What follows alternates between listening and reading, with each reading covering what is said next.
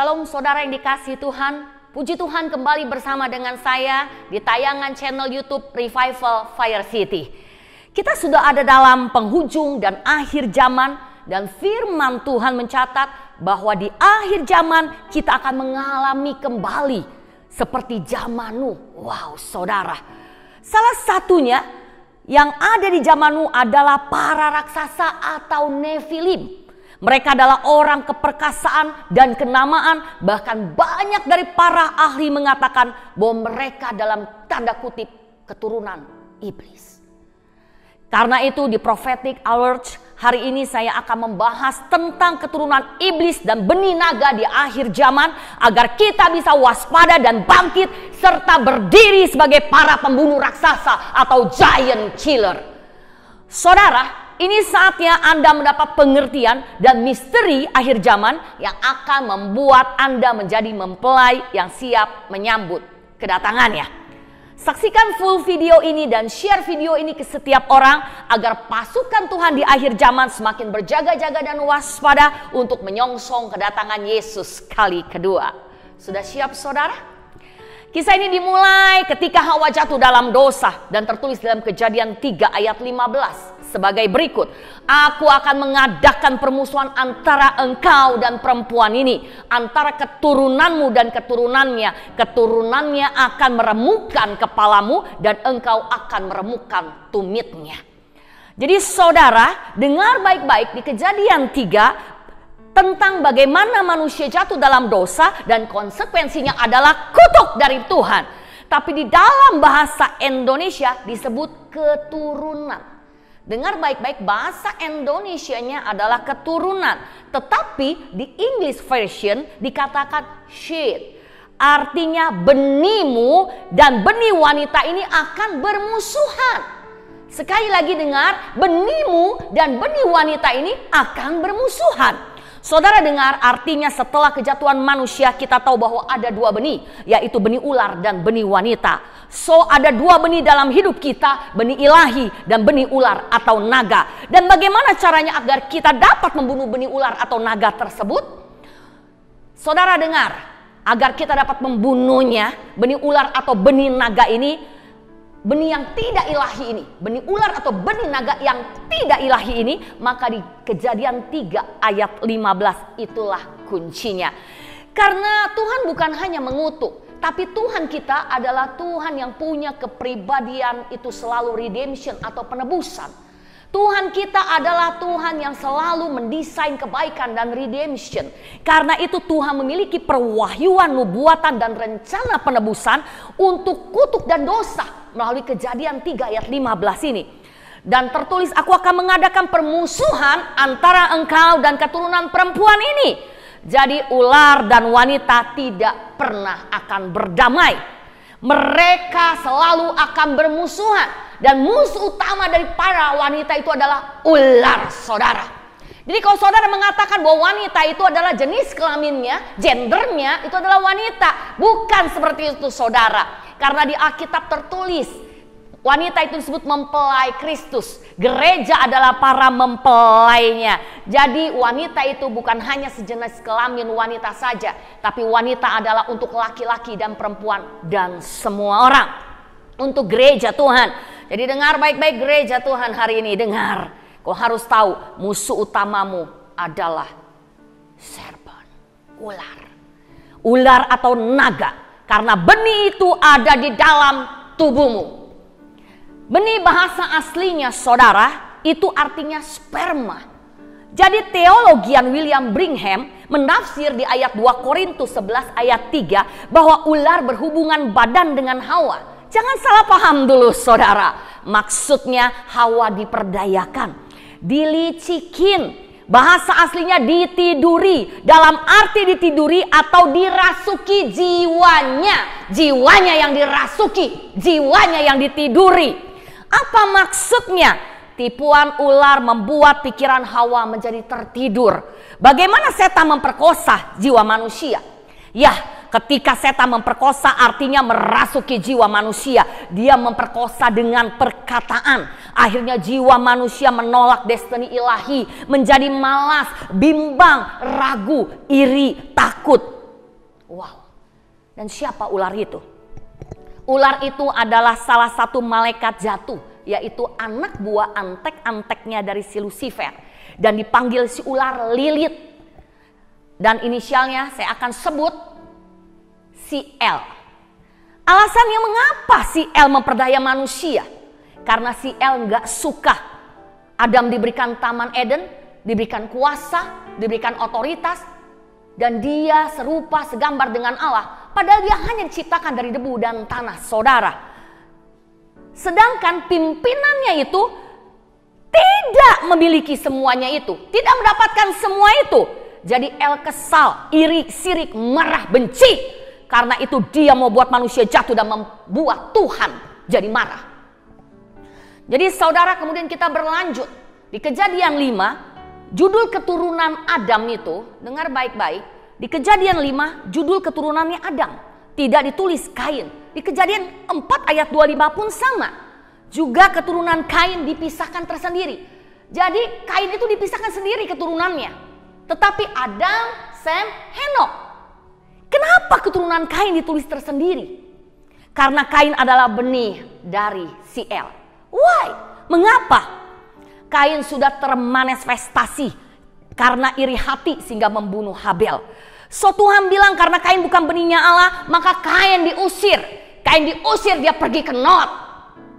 Tapi Kain takut dibunuh karena jauh daripada hadirat Tuhan. Kemudian Kain mohon kepada Allah supaya dia tidak dibunuh. Dia diberikan perlindungan. Maka kemudian Allah memberikan tanda kepada Kain. Kemudian keturunan Kain yang sudah terkontaminasi oleh Lilith, itulah yang disebut Nephilim. Ya, saudara dengar baik-baik, keturunan Kain yang sudah terkontaminasi oleh Lilith, oleh si El ini, inilah yang disebut Nephilim. Saudara, jadi LCL itu sendiri, itulah si El sendiri, itulah biang daripada yang membenihi, yang memiliki benih daripada Nephilim ini. Mungkin saudara bertanya, loh kok bisa seperti itu? Jadi Tuhan sengaja memisahkan keturunan Kain di Not, dijauhkan daripada Hawa agar tidak terjadi kawin mengawini. Sekali lagi saya mau garis bawahi, Kain lahir karena integrasi dari benih si El. Habil benih Adam. Kain tidak dibunuh karena ada tanda Allah. Makanya kita loncat kemudian ke Kejadian 6. Di mana sebutan untuk anak Allah itu adalah anak Kain atau keturunan Kain. Di situ ada tertulis anak-anak Allah. Itu keturunan siapa? Saudara mungkin bertanya, itu adalah keturunan Kain. Mengapa? Karena waktu itu orang-orang sejaman itu tahu bahwa Kain itu dikasih tanda oleh Allah, sehingga keturunannya disebut dengan singkat dalam tanda kutip adalah anak-anak Allah. Jadi saudara dengar baik-baik, karena itulah yang disebut Nephilim, yaitu generasi ular atau generasi naga. Kita tahu kalau Kain diusir ke tanah Not yang sekarang itu adalah Cina atau Mongol, saudara. Saudara tahu di Cina dan Mongol, tak heran kalau di Cina itu ditemukan patung kepala ular yang bermahkota. Nephilim itu juga dikatakan raksasa, perkasa, kenamaan, terkenal, dan terhormat. Jadi kalau ada orang kayak seperti itu, yang perkasa, kenamaan, terkenal, terhormat, tetapi memiliki jiwa setan, jangan-jangan mereka keturunan Nephilim. Saudara, kenapa disebut raksasa? Karena tubuhnya besar, saudara, dan tinggi, 3 sampai dengan 5 meter. Mereka demigod. Apa itu demigod? Manusia setengah dewa, itulah Nephilim. Supaya nggak ada Nephilim, maka Tuhan kasih air bah. Kenapa kemudian kalau kita baca, Tuhan memberikan air bah dan Allah hanya mau Nuh dan keluarganya yang hidup. Karena Nuh dan keluarganya yang memiliki benih Allah. Sayangnya kita tahu setelah selesai air bah, Nuh mabuk karena kebanyakan minum anggur dan dia kedapatan telanjang. Dia tertidur dan dia kedapatan telanjang. Tetapi anak yang bernama Ham mentertawakan, nyinyir, ngegosipin. Dan ketika itu Ham menghina bapaknya, otoritas di atasnya. Maka Ham terlepas daripada covering. Jadi benih El masuk lagi ke dia dan dia dikutuk. Kejadian 9 ayat 25 dikatakan, terkutuklah Kanaan. Karena Ham adalah bapak Kanaan. Jadi saya mau beritahu saudara, bapak ibu semua yang menonton tayangan ini, jangan pernah kita menggosipi, mentertawakan, kita mempermalukan daripada bapak rohani kita atau orang tua kita. Karena mereka lah covering kita. Mereka lah otoritas yang diberikan Tuhan atas kita. Hati-hati saudara, bapak ibu, mari jaga hati kita, jaga hidup kita. Saudara yang dikasihi Tuhan, saya mau lanjutkan. Ham jadi bapak Kanaan. Siapa itu Kanaan? Kenapa dibilang raksasa? Karena ukuran mereka memang tinggi dan besar. Itu 3 meteran. Kapan di Alkitab juga kemudian dikatakan tentang raksasa terakhir? Coba saudara ingat-ingat. Kapan di Alkitab dikatakan tentang raksasa terakhir? Ya, tentu Anda ingat. Itu di zaman Daud, yaitu Goliat. Saudara dengar, pada saat itu sebenarnya bukan hanya ada satu raksasa. Kalau kita baca itu hanya ada satu raksasa, itu yang tertulis. Tetapi sebenarnya ada 5 raksasa. Anda bisa mempelajarinya di 2 Samuel 21 ayat 16 sampai dengan 17. Sekali lagi 2 Samuel 21 ayat 16 sampai dengan 17. Namanya itu ada yang Yisbi-Benok dan lain-lain. Raksasa itu ada 5 raksasa. Salah satunya adalah Yisbi-Benok. Nanti saudara bisa baca dan pelajari. Kenapa Daud pakai 5 batu untuk kalahkan Goliat? Karena dia hanya perlu dengan 1 batu. Karena memang pada saat itu 5 batu artinya 5 raksasa. Dan 5 raksasa itu dibunuh. Tetapi hanya Goliat yang dipenggal kepalanya, saudara. Dan bukan hanya dipenggal saja oleh Daud. Bukan seperti itu. Tapi dibawanya kepalanya itu, dengar baik-baik, ke Yerusalem. Jaraknya antara waktu Daud memenggal kepala Goliat sampai kepada Yerusalem itu kira-kira 20 mil. Berapa kilometer kah 20 mil itu saudara? 32 kilometer. Jauh. Berat gak kepala raksasa itu? Wow, sangat berat. Tetapi kenapa Daud mau bawa kepala raksasa yang berat-berat ke Yerusalem? Apa sebenarnya rencana Daud? Karena sebenarnya Tuhan sudah merencanakan dari semula. Dan Tuhan hanya memakai Daud untuk menggenapi rencananya. Dan kemudian kita tahu keturunan Daud yaitu Rut dan Boas. Dan dalam silsilahnya ada Tuhan Yesus. Kita tahu bahwa Yesus disalib di mana saudara? Di Golgota. Disebut Bukit Tengkorak. Kenapa disebut Bukit Tengkorak? Karena banyak tengkorak. Di sana mayat-mayat itu bergelimangan. Betul, itu salah satunya alasannya saudara. Tapi kenapa juga disebut Bukit Tengkorak? Karena ada kisahnya yang menurut sejarah, yaitu karena yang pertama tulang Adam dibawa ke sana oleh Nuh. Jadi disebut Bukit Tengkorak, ada tengkoraknya. Kemudian kedua, dan arti nama Golgota itu juga Golgat. Artinya apa? Goliat from God. Artinya Goliat dari tanah Gad. Karena kepala Goliat ternyata dikubur di Bukit Tengkorak tersebut. Kemudian yang ketiga saudara, disebut Bukit Tengkorak karena kepala Goliat itu dikubur di Golgota. Ya, saudara dengar baik-baik. Jadi Tuhan memakai Daud bernubuat untuk masa yang akan datang, yaitu ketika Tuhan Yesus disalib, maka kepala si El, bendi si El, itu semuanya itu sudah diinjak di bawah kakinya. Dan semua benih si El itu semuanya habis hancur oleh karena darahnya yang tercurah. Bersama-sama dengan saya katakan haleluya. Bersama-sama dengan saya sekali lagi katakan haleluya. Karena Tuhan Yesus menghancurkan iblis di bawah kakinya. Dan semua benih-benih ular sudah dihancurkan. Haleluya. Oh haleluya, puji Tuhan. Jadi kita harus pahami saudara, kita harus perangi garis darah dan kutuk keturunan kita. Ya, the war of bloodline. Dengar baik-baik, kita harus perangi garis darah kita, the war of bloodline. Apa ini maksudnya? Kita tahu seperti Goliat vs Daud. Kemudian si El versus covenant with God. Kita harus perangi seperti Daud mengalahkan Goliat. Dan kemudian covenant kita dengan Tuhan mengalahkan daripada benih si El ini. Saudara yang saya kasihi, yang kita perangi dan bunuh adalah bloodline. Bloodline, garis darah. Garis kita ya, garis darah kita yang ada kutuk-kutuk keturunan. Yang ada benih-benih si El. Apa itu benih-benih si El? Antara lain adalah satu, benih ketakutan. Kemudian kedua, benih rejection, okultisme, rebellion, kesombongan, tidak bersyukur, suka sungut-sungut, dendam, perjinahan, percabulan, kenajisan, intimidasi, manipulasi, dan sebagainya.